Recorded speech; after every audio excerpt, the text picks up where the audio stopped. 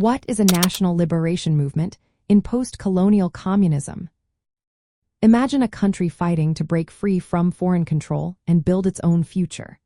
That's what a national liberation movement in post-colonial communism is all about. These movements happen after a country gains independence from colonial rulers. They are led mainly by communist or socialist groups that want to end foreign domination and create a society based on equality and shared ownership. These movements focus on uniting oppressed groups like workers, peasants, and ethnic minorities to overthrow the old colonial system. They often use revolutionary methods, including armed struggle, to challenge foreign powers and local elites. The goal is to take control of land, resources, and political power away from colonial rulers and multinational corporations. Once they succeed, they aim to set up governments that follow socialist principles, which means sharing wealth and power more fairly. Communist leaders see these movements as part of a bigger fight against capitalism and imperialism.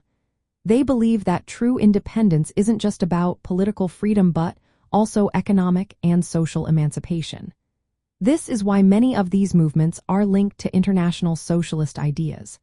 They support the right of all nations to decide their own future without outside interference. Historically, many of these movements in Asia, Africa, and Latin America were inspired or supported by the Soviet Union or China. During the Cold War, these superpowers backed different liberation struggles to spread their influence. For example, the Chinese Communist Party led a fight against feudalism, imperialism, and reactionary forces, culminating in the 1949 revolution. Similarly, Vietnam fought a war for independence that was also a socialist revolution. In practical terms, post-colonial communist national liberation movements aimed to end foreign political and economic control. They wanted to redistribute land and resources from colonial elites to peasants and workers. They sought to establish governments based on socialist ideas, often through revolutionary means.